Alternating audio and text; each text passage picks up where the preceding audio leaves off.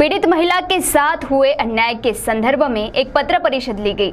इस पत्र परिषद में महिला ने न्याय की मांग करते हुए क्या जानकारी दी, जानने के लिए देखते हैं यह खबर।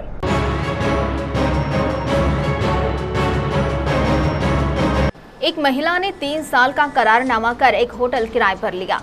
कुछ समय बीतने के बाद प्रॉपर्टी मालिक ने वह होटल उसे खाली करने को कहा। तब महिला ने करारनामा पूरा होने तक होटल खाली न करने की बात कही। इस दौरान दोनों में हुई बाचाबाची के बाद पीड़िता ने पुलिस थाने में शिकायत दर्ज कराई। शिकायत तो दर्ज हुई, लेकिन आरोपी गिरफ्तार नहीं किया गया। इस पर पीड़िता ने एक पत्र परिषद ली। इस पत्र परिषद में उसने संदर्भ में जानकारी देते हुए क्या मांग की, आप स्वयं सुनिए। आम्ही आपलं ॲग्रीमेंटला सरळ विचारलं होतं त्यांना की कमर्शियल आहे प्रॉपर्टी की रेसिडेंटल, कारण की मला ओयो लॉजिंग चालू करायचं आहे। तर ते म्हणे की मी माझा आधी पण इथे बिझनेसच चालत होता, तर बिझनेस पर्पजसाठीच आहे ती जागा आणि मी त्याच्यासाठीच देत असते बा। तर आमचं बोलणं झालं, ॲग्रीमेंट झाला आणि 1 जुलैला मी प्रॉपर्टीचं पूर्ण काम केलं जुलैपासून आणि ऑगस्टला ओपनिंग केलं। 1 तारखेला ओपनिंग केलं आणि 5 तारखेला पोलीसवाले आले होते की रेसिडेंटलमध्ये तुम्ही ओयो कसं चालू केलं, हा पोलीसवाल्यांचा प्रश्न होता। मी त्यांना सांगितलं की माझं कमर्शियल आहे असं त्यांनी मला ओनरनी सांगितलं माझ्या। तर ते म्हणे की ओयो चालत आहे ह्या विषयावर मला प्रश्न नव्हता, म्हणे की रेसिडेंटल जागेवर तुम्ही ओयो चालत हा मोठा प्रश्न होता म्हणे माझ्यासाठी। म्हटलं की हे तर माझ्यासोबत खोटं, कारण की जो मालक होता त्याने मला खोटं बोलले की कमर्शियल प्रॉपर्टीला रेसिडेंटल प्रॉपर्टीला कमर्शियल सांगून। तर त्यांनी मला एवढं बोलून झाल्यानंतर पोलीस स्टेशनमध्ये जाऊन ते ग्रामपंचायत वगैरे गेले। मग माझा मालक जो होता त्यांनी मला 4 महिन्याची मुदत मागितली होती की मी कमर्शियल करून देईन तुला।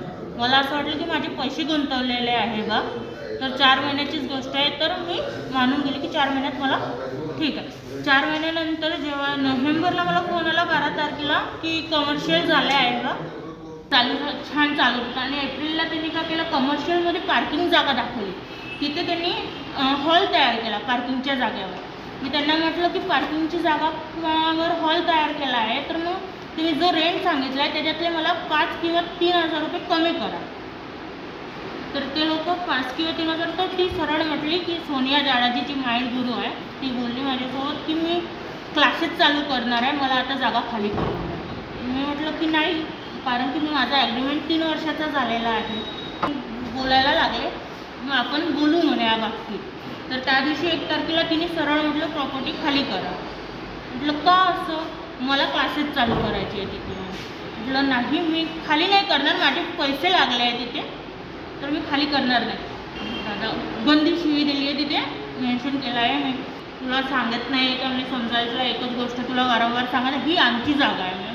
हो तुमचीच जागा मला मान्य आहे, बट ॲग्रीमेंटनुसार 3 वर्षासाठी त्याच्यात माझा अधिकार आहे। म्हटलं आमचं बोलणं झालं, त्याचं तो ऐकायला तयारच नव्हता। असं बोलून कुमारपाल त्याचे मित्र होते, ते दोघं गुंडेशाहीचेच होते, ते धक्कामुक्की करून माझ्या हातातून छाबी हिसकून मला बाहेर काढलं। मागणी हीच आहे की SDP सर त्यांना अटक का नाही करत आहे। मी वारंवार सरांना सांगत आहे, सर माझ्यासमोर ते लोक दिसत आहे, मला दिसत आहे, पण सरांना का नाही दिसत आहे बा। सर खरंच त्यांनी मॅनेज आहे सर, की त्यांनी बोललेला शब्द खरंच सरांनी पंकज सिंग म्हणे की मला पोलीसवाले घाबरतात, मी पोलीसवाल्याला मारलं होतं, असं बेदान मारलं होतं आणि खूप भयानक मारलं होतं म्हणे। त्याने हे सुद्धा सांगितलं की जनता कॉलेज ट्रॅफिक ऑफिससमोर मारलं होतं त्याला। अटक नाही झाली तर मी खरंच तिथून सुरुवात झाली प्रॉपर्टीची, मी तिथेच जीव देईन। आणि त्यांनी म्हटलं आणि मला तिथेच गाडून मारून टाकेल, तोच शब्द आखरी मी करेल, मी तिथे फाशी लागून मरेल। CTV के लिए प्रतिनिधि वैभव रेयारकर की रिपोर्ट।